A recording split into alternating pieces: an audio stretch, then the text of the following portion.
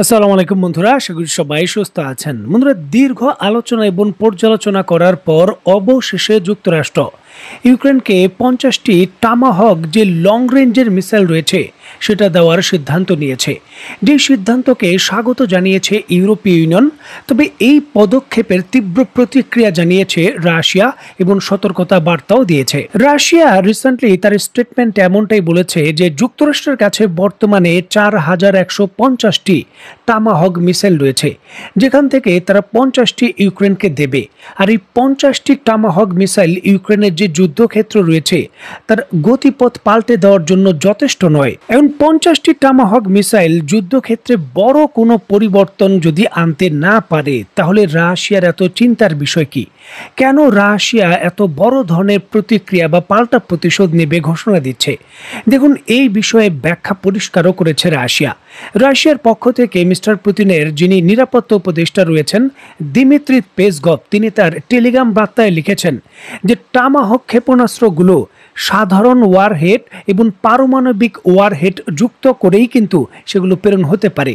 ইউক্রেনে এই মিসাইলগুলো আসলে পারমাণবিক ওয়ারহেডে সুসজ্জিত করে প্রেরণ করা হচ্ছে কিনা তা পার্থক্য করা কঠিন, কারণ জাপান যেই 400টি এই টামাহক মিসাইল ক্রয় করেছে যুক্তরাষ্ট্র থেকে, প্রথমে ধরা হচ্ছিল যে সেগুলো হয়তো সাধারণ মিসাইল, তবে পরবর্তী সময় তারা জানতে পারে যে সেগুলো পারমাণবিক ওয়ারহেডে সুসজ্জিত, যেগুলো জাপান জরুরি ভিত্তিতে যুক্তরাষ্ট্র থেকে ক্রয় করেছে। এর কিন্তু তীব্র প্রতিক্রিয়া দেখিয়েছে চীন তার তীব্র প্রতিক্রিয়া দেখিয়ে বলেছে এই মিসাইল ডেলিভারি দিলে ভালো হবে না। এখন প্রশ্ন হলো, 50টি টামাহক মিসাইল যেটা ইউক্রেনে ডেলিভারি দিতে চলেছে যুক্তরাষ্ট্র, সেগুলোর কয়েকটি কি পরমাণু অস্ত্র সুসজ্জিত? পরিস্থিতির উত্তাপ এবং উত্তেজনা এতটাই তুঙ্গে এবং এতটাই জটিল পরিস্থিতি হয়ে গেছে ইস্যুটিকে কেন্দ্র করে, জরুরি ভিত্তিতে ডোনাল্ড ট্রাম্প এবং মিস্টার পুতিন এত দীর্ঘ বৈরিতা এবং নানান ধরনের জটিলতা থাকার পরও জরুরি ভিত্তিতে টেলিফোন আলাপ করেছেন, যেখানে মিস্টার পুতিন অভিযোগ করেছেন যে যুক্তরাষ্ট্র বর্তমানে প্রচেষ্টা করছে ইউক্রেনকে একটি আধুনিক যে পরমাণু শক্তিধর দেশ সেই হিসাবে সুসজ্জিত করার জন্য, যেটা রাশিয়া কোনোভাবেই মেনে নেবে না, কারণ রাশিয়ার যেই আঞ্চলিক স্থিতিশীলতা এবং ভৌগোলিক নিরাপত্তা দুইটার জন্যই বড় হুমকি। সুতরাং রাশিয়াও এর পাল্টা শক্তিশালী প্রতিক্রিয়া দেখাবে। মিস্টার পুতিন সরাসরি বলেছেন যে এই টামাহক মিসাইল যদি ইউক্রেনকে দেওয়া হয়, তাহলে রাশিয়া তার পরমাণু শক্তির যে পেশি শক্তি রয়েছে সেটা দেখাতে সে বাধ্য হবে। এমনও অভিযোগ রয়েছে, রাশিয়া হুমকি দিয়েছে যে যুক্তরাষ্ট্রের সঙ্গে আঞ্চলিকভাবে যেই সকল পক্ষের যুদ্ধ চলছে তাদেরও রাশিয়া পরমাণু অস্ত্র ডেলিভারি দিতে পারে বা হস্তান্তর করবে। পরিস্থিতির জটিলতাকে কেন্দ্র করে যেমনটা জানা গেছে, আগামী 2-1 সপ্তাহের ভেতরই এই ইস্যুটিকে কেন্দ্র করে ডোনাল্ড ট্রাম্প এবং মিস্টার পুতিনের যে দ্বিতীয় দফার বৈঠক সেটা অনুষ্ঠিত হতে যাচ্ছে। দুই পক্ষ আনুষ্ঠানিকভাবে সরাসরি বৈঠক করবেন এবং এইবার দ্বিতীয়বারের বৈঠক হয়তো মস্কোতে হতে চলেছে এবং ডোনাল্ড ট্রাম্প রাশিয়ার মস্কোর ভেতর সফরে যাবেন।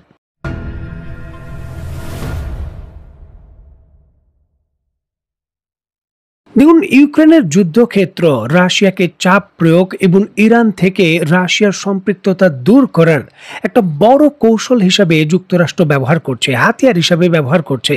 ইউক্রেনকে পরমাণু অস্ত্র ডেলিভারি দেওয়া বা এই পদক্ষেপের মাধ্যমে ইরানের সঙ্গে নতুন জটিলতায় চলে গেছে রাশিয়া। দেখুন, যদিও গোপন এই দ্বিপাক্ষিক ইস্যুগুলো সরাসরি পরিষ্কার করেনি রাশিয়া এবং যুক্তরাষ্ট্র পরিষ্কার করেনি, তবে যেমনটা জানা যাচ্ছে রাশিয়ার সঙ্গে দ্বিপাক্ষিক বৈঠকের শর্ত এবং ইউক্রেনকে সহযোগিতা না করার শর্তে ইরানকে কোণঠাসা করার জন্য রাশিয়ার উপর কয়েকটি শর্ত দেওয়া হয়েছে।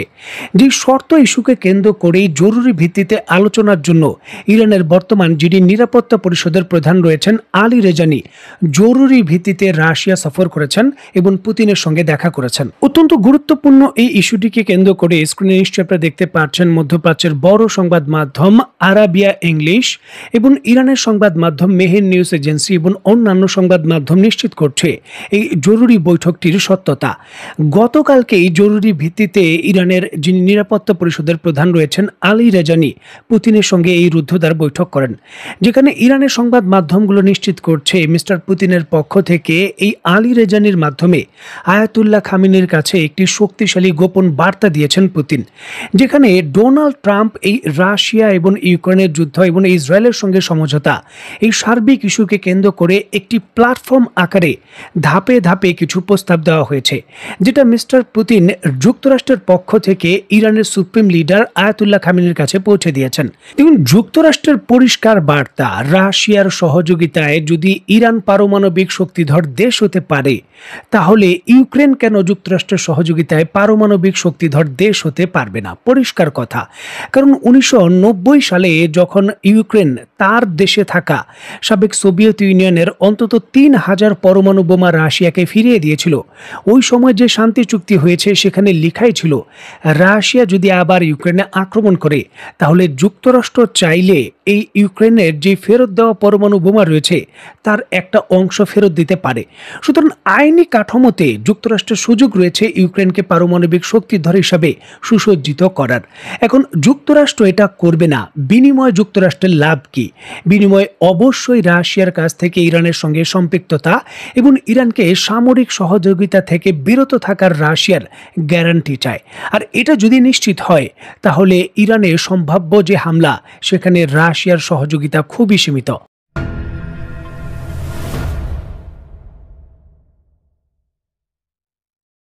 And we just ordered about 20 brand new B-2 bombers. It's unbelievable as a weapon. I know Putin, when I was riding with him in Alaska, we passed a lot of them. And he said, that really did the trick. I said, yeah, it did. It's amazing. The flying wing. দেখুন, ইরানের বিরুদ্ধে যে কোনো ধরনের শক্তি প্রয়োগ, সামরিক হামলা বা যে কোনো ধরনের প্রতিক্রিয়ায় যুক্তরাষ্ট্র তার বিখ্যাত যে B-2 স্পিড যুদ্ধবিমান রয়েছে সেটাকে ব্যাপক ভিত্তিতে ব্যবহার করতে চায়, কারণ সে তার ক্যাপাবিলিটি দেখিয়েছে। ইরান কিন্তু সেখানে কোনোভাবেই বড় ধরনের কোনো প্রতিরোধ গড়ে তুলতে পারেনি। আর এই জন্যই নতুন করে $1 বিলিয়ন এক একটি মূল্যের এই B-2 বম্বার নতুন করে আরও 20টি অর্ডার দিয়েছে যুক্তরাষ্ট্র। যেমনটা জানা যায়, এই B-2 স্টেলথি যুদ্ধ বিমানের যে নতুন প্রজন্মের বিমান রয়েছে B-2 রাইডার, তার প্রথম ধাপের চালানের কয়েকটি অলরেডি প্রস্তুত হয়ে গেছে এবং সেটা বর্তমানে ট্রায়াল রান ফ্লাই করছে। যে কোনো মুহূর্তে যুক্তরাষ্ট্রের সামরিক বহরে সেগুলো যুক্ত হতে চলেছে। আর এর পরপরই কিন্তু যুক্তরাষ্ট্র তাদের B-2 বম্বারগুলোকে আফগানিস্তান এবং ইরানের বিরুদ্ধে ব্যাপক ভিত্তিতে ব্যবহার করতে চায়। আর এর জন্য ইউক্রেনের ফ্রন্ট লাইনে যুদ্ধ থামানো, শেষ করা বা যুদ্ধবিরতি করা খুবই গুরুত্বপূর্ণ এবং রাশিয়ার সঙ্গে কৌশলগত একটি সমঝোতা করে, যাতে দ্বিপাক্ষিক ইস্যুকে কেন্দ্র করে ইরান স্ট্র্যাটেজিকভাবে সামরিকভাবে বড় সহযোগিতা না পায়, সেটা নিশ্চিত করেই তারা হামলা করতে চায়। আর এই জন্যই কিন্তু রাশিয়াকে কোণঠাসা করার জন্য ইউক্রেনের মাধ্যমে এই শক্তিশালী চাপ প্রয়োগ করা হচ্ছে। যেমনটা নিশ্চিত হওয়া যাচ্ছে, রাশিয়াও কিন্তু সেই চাপে অনেকটা নতি স্বীকার করে দিয়েছে। এর পূর্বেও তারা ইরানের ক্ষেত্রে আপোষ করেছিল তাদের নিজের স্বার্থে। আলাস্কার সময় যখন বৈঠকে মিস্টার পুতিন গিয়েছিলেন, এর পরপরই কিন্তু তারা ইরানকে চাপ দিয়েছিল পরমাণু কর্মসূচি ত্যাগ করার জন্য। এখনো নতুন করে সেই সিচুয়েশন আবার তৈরি হয়েছে। দেখার বিষয় যে রাশিয়া ইরানকে এইবার কি চাপ দেয়। বার্তা তো মিস্টার সুপ্রিম লিডার আয়াতুল্লাহ খামেনির কাছে পৌঁছে গেছে, তিনি প্রকাশ করেননি। হয়তো কালকে নয়তো পরশুর মধ্যেই আমরা জানতে পারবো কি শর্ত বা কি বার্তা দেওয়া হয়েছে। এরপরই কিন্তু বুঝতে পারবো রাশিয়ার স্ট্যান্ড কি। আশা করছি রাশিয়া পূর্বের মতো বেইমানি করবে না, এইবার ভালো কিছু করবে। তবে রাশিয়াকে কেন্দ্র করে বড় আশা করা খুবই হতাশার বিষয়। তোমাদের আজকের মতো বিদায়ী, নতুন কোনো ভিডিও নিয়ে আবার দেখা হবে। সেই পর্যন্ত সবাই ভালো থাকবেন, সুস্থ থাকবেন এবং বাংলাদেশকে ভালোবাসবেন। আল্লাহ হাফেজ।